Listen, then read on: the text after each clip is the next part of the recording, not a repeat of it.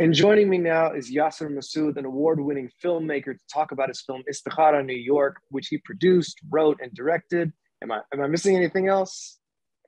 No, I think that pretty much sums it up. Yasir, thank you so much for speaking with me. This is really awesome. Let's first talk about your upbringing. Where'd you grow up? I grew up in Southwest Houston, so just kind of right on the border of Sri Lanka, A-Leaf. And what was an everyday thing for you growing up? Like, how did you end up getting into filmmaking?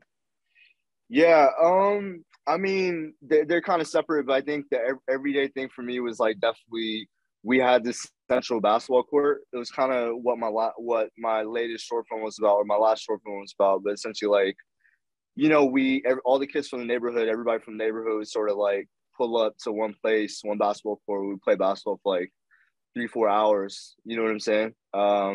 And so we all kind of grew up together, and we did this for like 10, 15 years. And we're all different, like kind of generations, people from different like parts I of the lost you. city. You got me back? I got you back. Yeah. All right, cool. So we're like different. We're all like a diverse group of like, different generations, like people that were older, younger, different, family backgrounds, things like that. We would just play basketball for like 4 or 5 hours.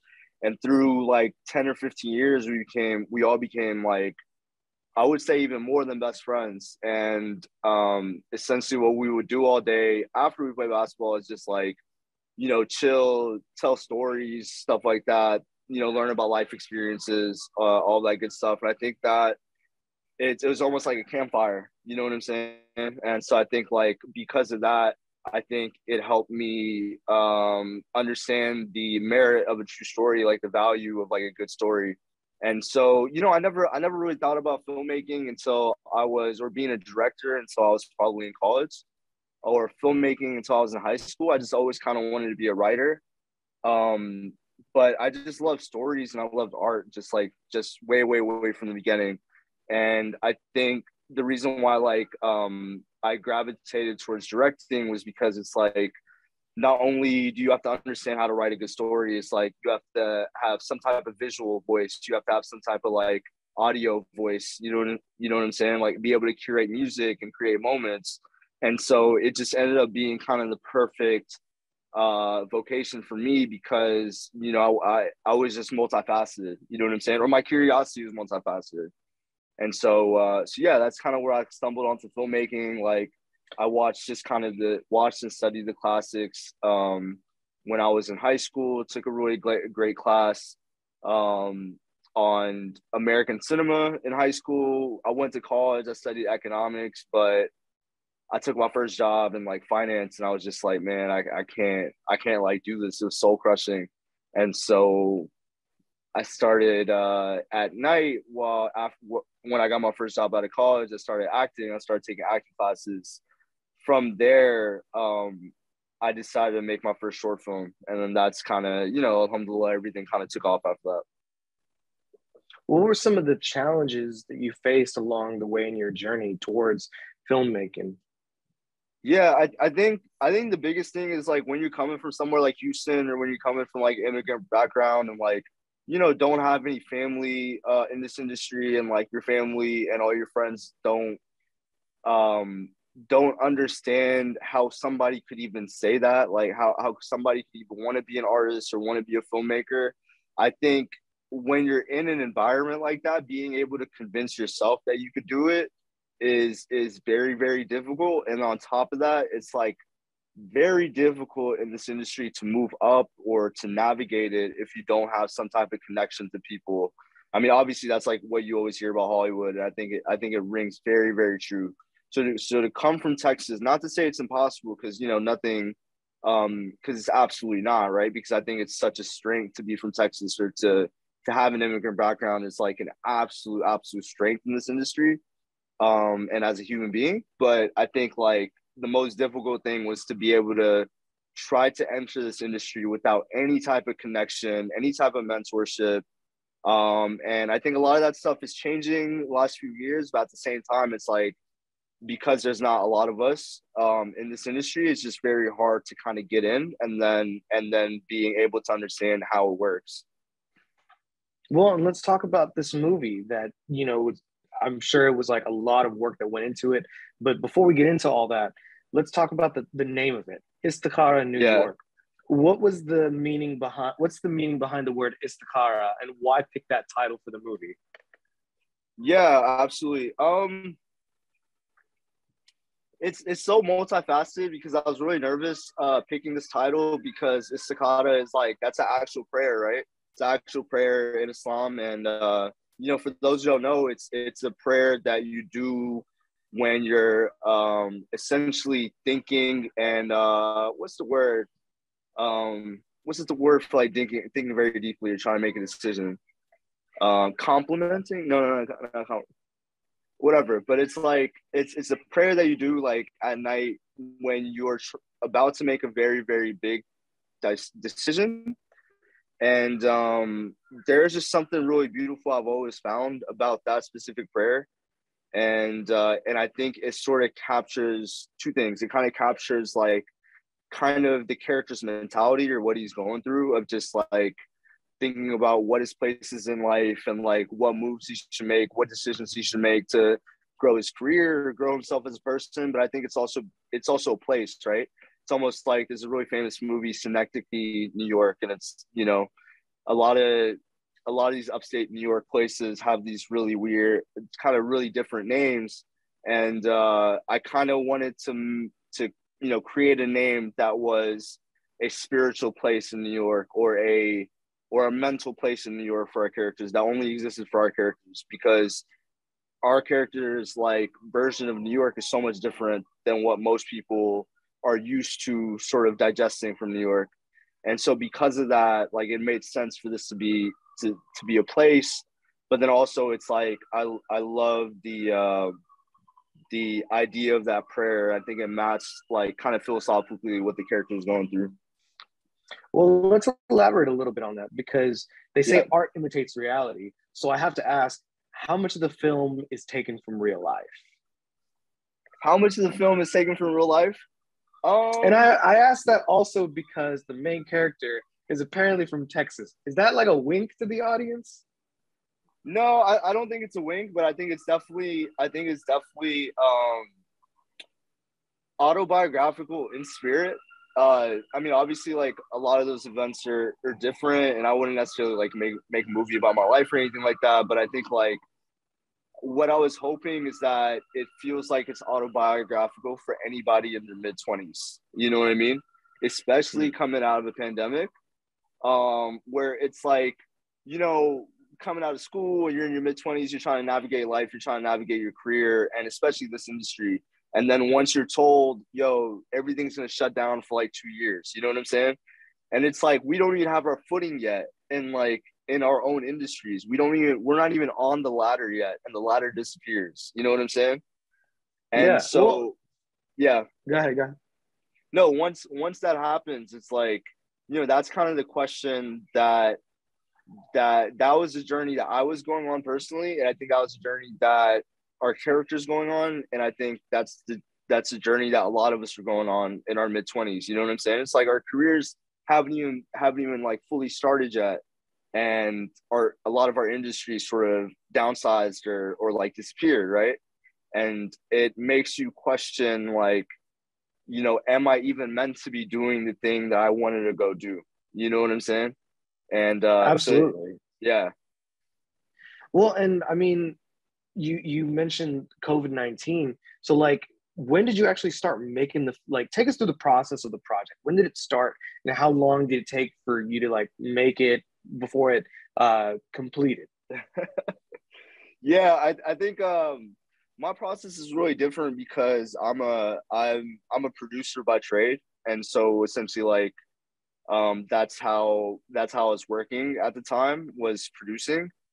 Not necessarily at the time, but when I first got to New York, I was producing PSAs, and that's what I got paid to do. So it's like when you understand producing and you could produce your own work, what you end up doing, or what I did, was like reverse engineered a script from what I had.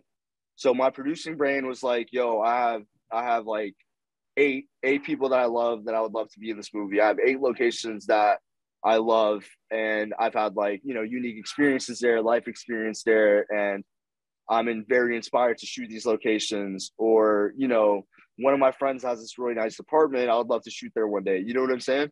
It's almost like I was producing and writing at the same exact time around, I want to say November 2020. November 2020. So it's like maybe like 6, 7 months after the peak of the pandemic, right?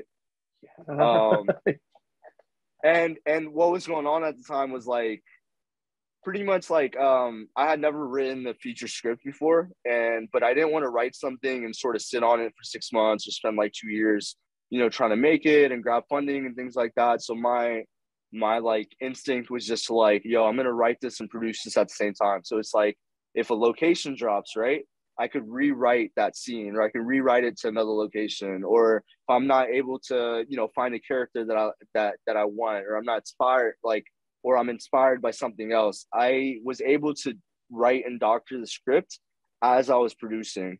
And that allowed me to produce only with what I had access to, making everything cheaper. You know what I mean? And that's Yeah. how I was able to cut costs, is because like I could reverse engineer everything, since I'm responsible for all these locations and making all this happen. It's like whatever's in the writing, I could go in, I could change, right? Just depending on if anything comes up, this is that. And so I immediately, as I was writing it, I was producing it at the same time. So I would like write 10 pages and I'm like, all right, I gotta go ask this person for you know, if we use the location, whatever, yo, I'm writing the script, like we want to shoot March. You know, let's make it happen. At the time, it was like COVID was going on too. And my kind of guess, it was just like a really good hunch. And this is something that me and my roommate, who's also my cinematographer, Levi Wilkinson, this is something we sort of talk about. It was just like in March, I bet like the world opens up a little bit, you know what I mean? Like, and and all of our friends were now working on set because of COVID, meaning that a lot of people needed work or were available. You know what I'm saying? And I was just like, you know, we would talk about it. We were like, yo, all our friends are literally sitting around and we don't have work right now. Like this is a very unique time to make a very big movie. You know what I mean? We probably won't ever get this chance again to be able to essentially hire our friends and make this movie, because nobody's really doing anything right now. Nothing's happening. And we were also like, we'll shoot in March because the world might open up a little bit in March. You might have a vaccine, something like that. And so essentially like November, December, January, just writing, and then producing and doing all of that, and essentially just put a date on the map. It ended up being around like April. And by that time, you know, the script is ready and all the logistics for producing are ready. And so then when in April, we just shot it. That's awesome. And if I'm not mistaken, you were just mentioning you kind of self-produced it, but then you also received some scholarship and funding. Are you able to tell us a little more about that? Yeah, absolutely. So we won a grant from the Islamic Scholarship Fund. And that was super helpful in helping us finish the film in order to make these applications and festival deadlines and things like that. And that was after the fact, so after we made the film.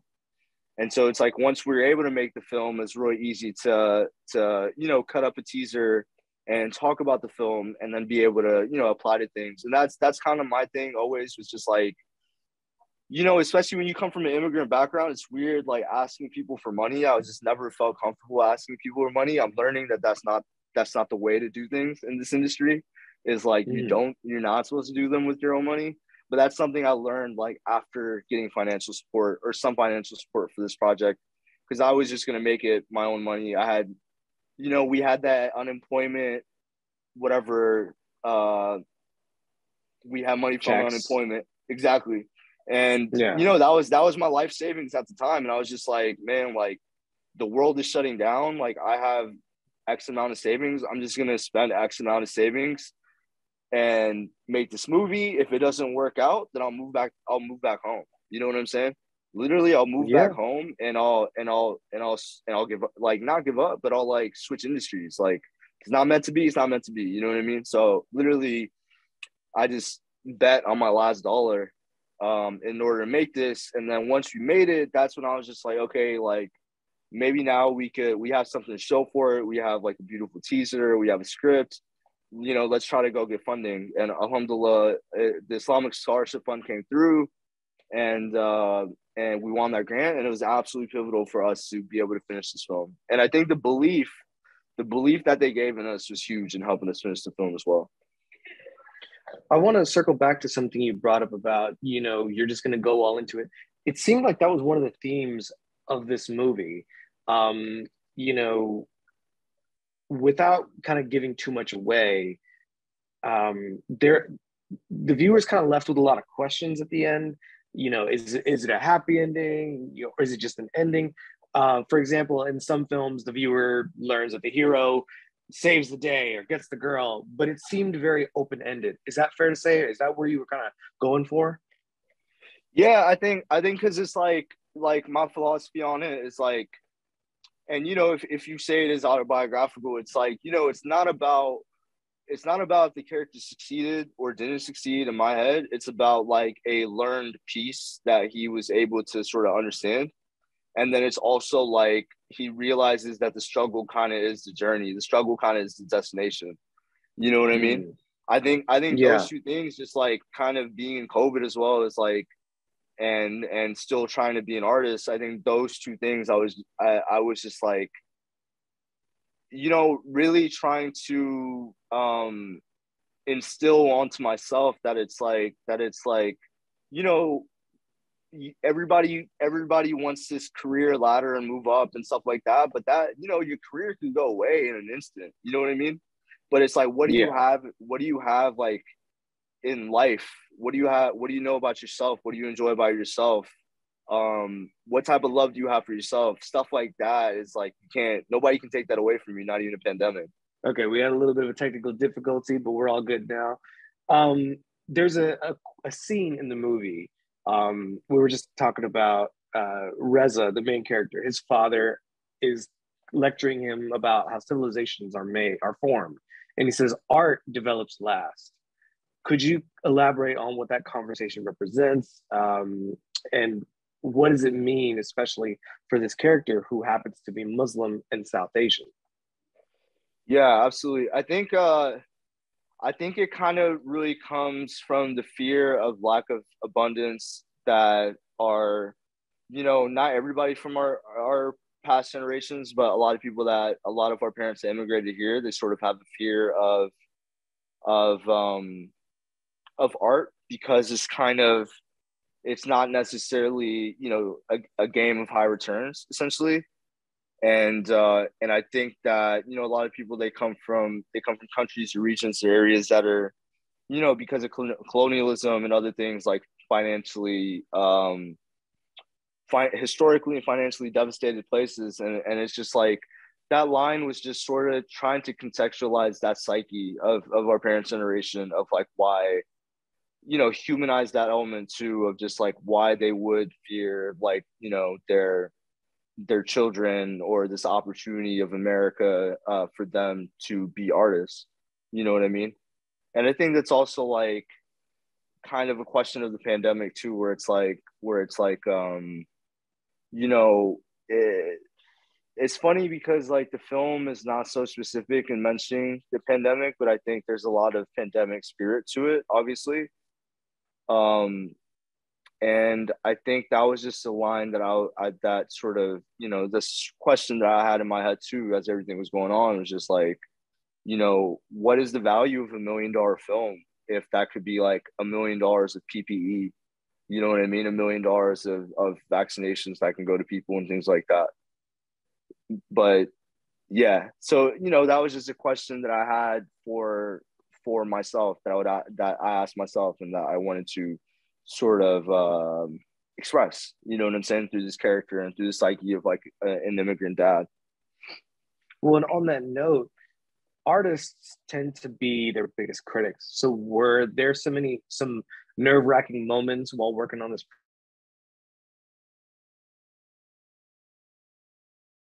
Yo, you broke up for like the last 30 seconds. You broke up for the last like 30 seconds, but I got the question. Um, I think there's a lot of production elements that were nerve wracking. Like essentially, I was, my brother starred in it, and the way that we got a whole bunch of this biking footage is like he's literally biking around in New York, and we're in like a 5-seater Subaru, three people camera crew in the back of a truck, and the trunk is like opened, and then he's biking behind it through New York City traffic and stuff like that. So I think one of the biggest nerve wracking things is essentially, that's my brother in a bike in New York City, and we're driving around with the trunk pop. Like, it's a huge ass insurance liability slash like, I'm fearing for my brother's safety and things like that. Just hoping that my brother like, makes it home, essentially biking around and stuff. That was really nerve wracking. I mean, it was always like nerve wracking in terms of like, maybe a location drops or something comes up, you know what I mean, production wise. But I think in terms of the art, I think, I think it's all nerve wracking. I think it's all nerve wracking. You're sort of all critical by yourself. And I think that comes from a desire to sort of be better and be better at your craft and things like that.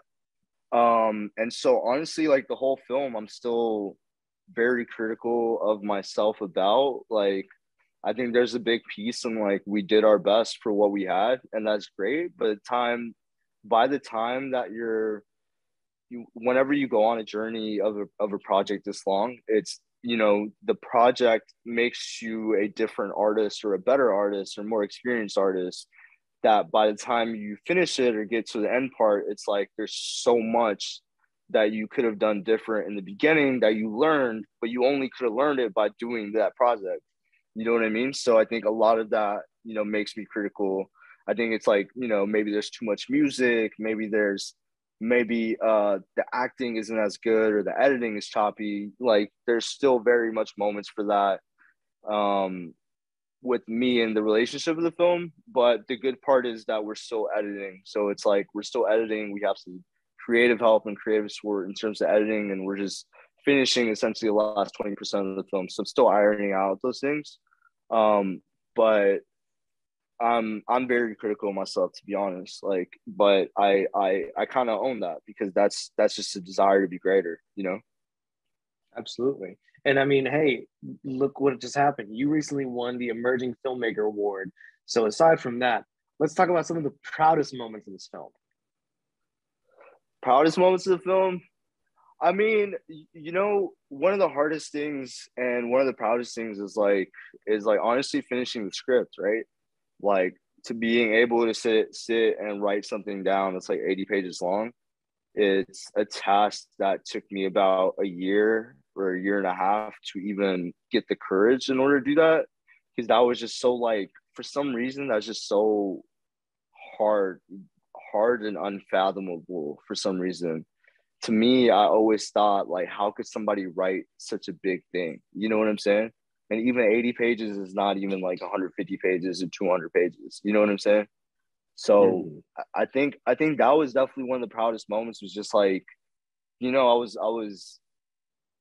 was waking up every day 8 a.m. and I would write for like 2 hours. You know what I mean? And when you're writing, it's like it's a solo endeavor, man. Nobody can help you. Nobody can help you on that blank page. Nobody can help you figure out, those type of things. And it's something that I wanted to do for like the last 2-3 years. I just never really had the courage to do it. So I think finishing the script, I was extremely proud of that, because instantly that means like, okay, like one of my biggest things that I was anxious about, I could do, you know what I mean? And when you I think, go yeah, ahead.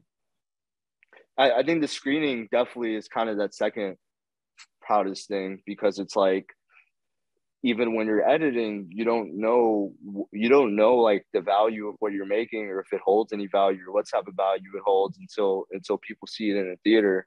Once people see it in a theater and you start getting feedback and you start seeing that like, yo, this affected people's lives, or this enriched people's lives, or people saw themselves in this character and this line and stuff like that, that makes the whole journey worth it. That makes the whole year and a half journey worth it. Like all the blood, sweat, and tears worth it. You know what I mean? So I think that's like the second proudest moment is just hearing from people that like, hey, this meant a lot to me, and you know, I see so much of my own life in this film, and that means the world. That's what it's all about. That's literally what anything I've ever made. That's the best feeling in the world, you know? Well, and so will people be able to watch this movie at some point, or? Yeah, absolutely. So we're sort of, you know, we just started our festival run, so we probably have a few more months on our festival run, and then after that, we have plans to take it to streamers essentially, and that's all I could say about that right now. I get it. Well, and let's. So you won this award. I don't Yeah, want to end this interview without talking about this award. yeah. How did it feel getting the call? What was that? No, it's been playing with my dog. Cute. Well, it's a boy or girl. Boy. He gets credit. He gets a film credit, right? um, what did it mean? So, talk to me about this award. What is this award, and what was it like when you got the call? Yeah. I saw it on Instagram. I saw it on Twitter. They're announcing like kind of all the awards for the film. And then I saw it on Twitter and instantly, so one of the senior programmers, we just sort of we had a great relationship, and she's a huge champion for the film. Mm-hmm. So I immediately just kind of called her or sent her a text, I think, you know, just thanking her, things like that. Hold on, sorry, bro. My dog is like, this dog is bugging out. We might have to strike that. Just ask the question again. So, what is this award that you won, and what was it like finding out that you won this award?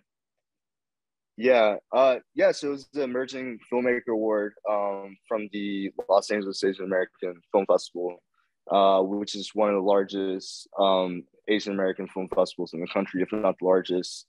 You know, backed by HBO, just like a whole bunch of other big supporters, big organizations. Um, and it takes place at the Directors Guild of America, which was kind of a big deal for me as well, because it's like, you know, these are the things that you dream about. You know what I mean? Being at these places. Yeah, you're breaking up. You broke up a little bit, but how does it feel? You know, it's a tough question. I think how it really feels is, you know, you accept it, alhamdulillah, like just so grateful for the festival and Easel for championing our film and for championing me. Um, but I think there's the acknowledgement that, like, you know, this is the beginning and there's more work to be done. You know what I mean? And I think that's what kind of really, really feels like, if I'm being completely honest, is just like, it's amazing. It feels great, but you know, it reinvigorates you and helps you contextualize, you know, there's a lot more work to be done. There's more work to be done on this film. There's more films to make. You know what I'm saying? This is just a start. And I think that's what's really cool about it, is that it validates the start. It's a good pinpoint on the beginning of the journey, you know? That's true. Well, and so what's next for you now? Like, are there any other projects in the works you've got? Yeah, so I have a film premiering at the Tribeca Film Festival this weekend.